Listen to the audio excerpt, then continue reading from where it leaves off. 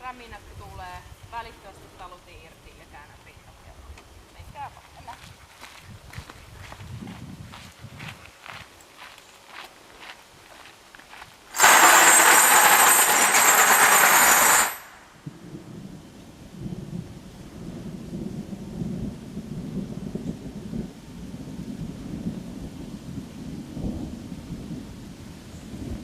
Puolivälin kotti räminä.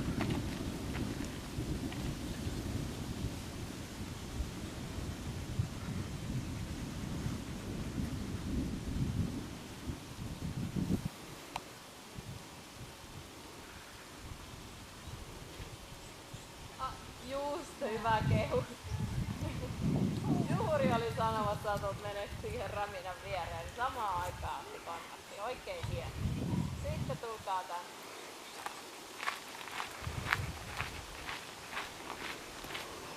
Semmoinen juttu.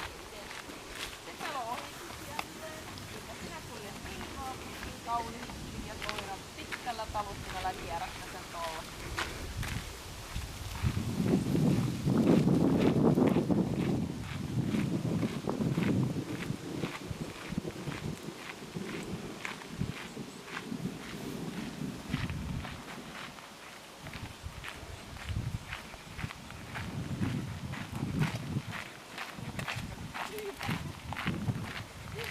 Olette selkeästi yön kävellyt viivaa pitkin, kun Marttakin kulkee sitä samaa uudestaan.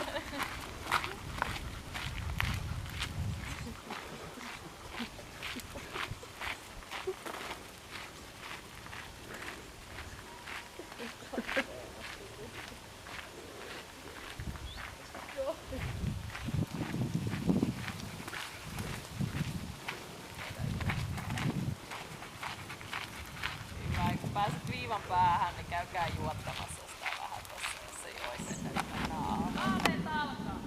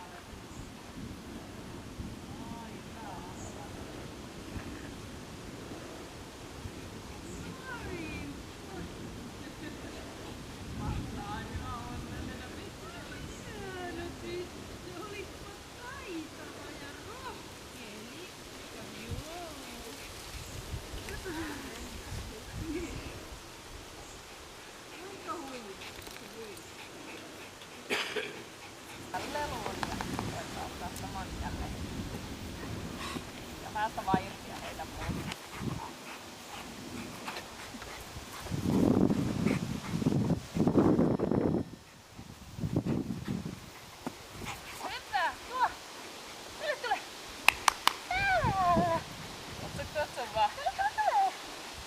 Ota lelusta kiinni ja nyt muistat, että sit sä et saa käyttää ääntä ja koiran tassut pitää pysyä maassa, mutta muuten on aktiivinen.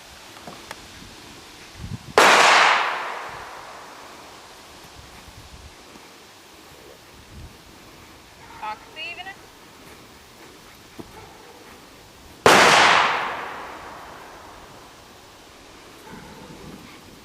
Sitten otat koiran kiinni taluttimeen.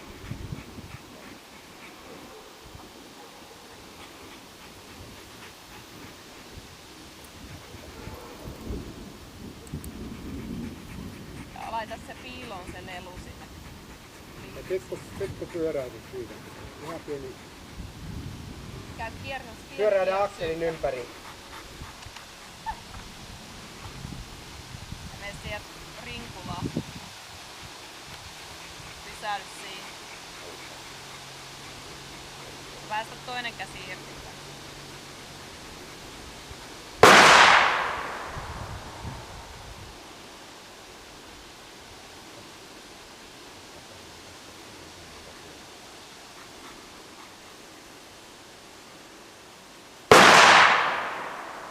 Suppeasti mitä tässä nyt on yleispyörässä saadaan. Tervehtimiset ja nämä pyörimiset tässä meni ihan mallikkaasti. Se otti kontaktia vieraaseen henkilöön, lähtee vieraan henkilön mukaan, ottaa kontaktia, antaa käsitellä itsensä. Siinä käsittelyssä se ei enää suorita syventely, mutta ei siinä mitään ongelmia muuta ole. Ja. Sitten tuo uteliaisuuspuoli, niin. Siellä tuosta pitää nyt vähän muutata, että mä ihan hotoja vaihtelee jonkun verran, eli haalarilla.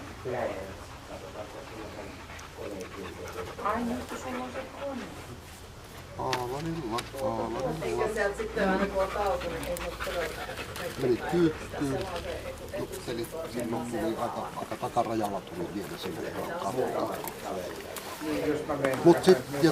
Sitten ääniherkkyys oli taas parempi. Siinä kerkisi puoleen väliin, eli se käytössä se askel 2. Se laukas sinne. Sitten jos me ajatellaan niin muuten uteliaista pelkoja tossa, niin tuolla yksi semmoinen väistö ei sen ihmeellisempää. Ja sama yksi kiinnostus sitten, kun pelosta päästiin ohi, niin sitten myös katsottiin. Ja tuossa ääniherkkyydellä, eli tuossa räminällä, niin siinä ei minkäännäköistä pelooiretta enää ollut. Siinä oli yksi kiinnostus nähtävissä palautuskävelyjen aikana. Ja tuosta leikistä vielä sen verran, kun tuo loppuleikki on, niin taas nyt sitten mikä tämä toiminta tässä välillä on, niin kyllä se kertoo siitä vähän, että minkä verran se koira on kuormittunut. Eli se fyysinen liikkuvuus on jonkun verran hidastu siinä ja tarttuminen ja nuuskimisasteen. Ehkä pikkusen vaikutti se. Tuossa haalarillahan se oli niin tosi täpäkkänä nyt akkreensa kanssa, sehän hyökkäili siellä aika monta kertaakin ja voimakkaasti ja sitten kuitenkin loppupelissä taas tuli se epävarmuus sitten sinne mukaan ja selkeästi tämä aika hyvin palautuu tämä koira. Ja näin ollenhan tämmöisiä jäljelle jääviä reaktioita ei jää sitten enää näkyviin, että se Olavilla on selvittänyt jonkun ja kun mennään yksi on sykäiseen sitten, niin tämmöistä mitään ei ole nähtävissä. Ja. No, etäleikki. Ehkä taas olla tämän päivän aktiivisin koira sillä tavalla, että se ensimmäisellä kerralla se lähti pikkusen niin kuin epävarmana ja sitten rupesi kiihyttelemään vauhtia ja meni saalille asti ja toisella kerralla se veti sitten jo aika tapissa sinne intensiteetin mukaan ja mutta sitten nuuskasulla kuittasi sen hännän siellä. Ja toisella kerralla se muistaakseni periaatteessa sai kiinni tuolla matkalla. No kun se vähän rykäs mun kädestä, mä irrotin ja sitten mä vasta, ai en mä saanut irrottaa, mutta kun se oli jo menossa.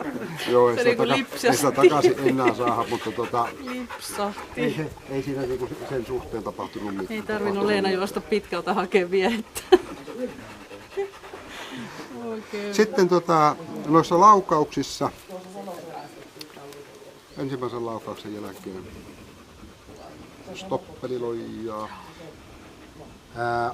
Passiivisessa vaiheessa näennäisesti oli aika iisisti, mutta ihan pieni hetki kun laukausta meni, niin alkoi maiskutuspäivä, eli rupesi hermostui siitä, eli tuli tämmöistä lievää pakkomieliskelyä siitä. Kun Ilmalla on tuossa todennut kotona, niin se hakeutuu jalan viereen hyvin tiiviisti tälle, tai kainaloon sohvalle. Se kuvastaa just sitä. Nyt taas sitten, mistäpä me tiedetään, miten se koira reagoi. Esimerkiksi tämä hetki se uko-ilmoitu, minkälaisia isoisia sähköpitoisuuksia tässä on se koiraan vaikuttaa. Mitäs vielä?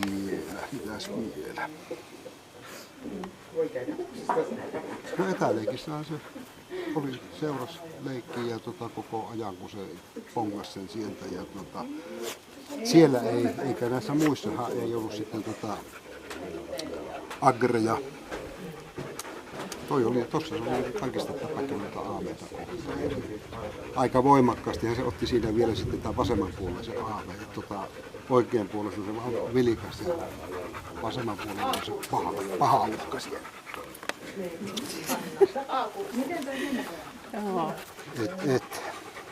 Jos mä katson vielä lunttaa vielä puhun ihan höpöjä tuosta.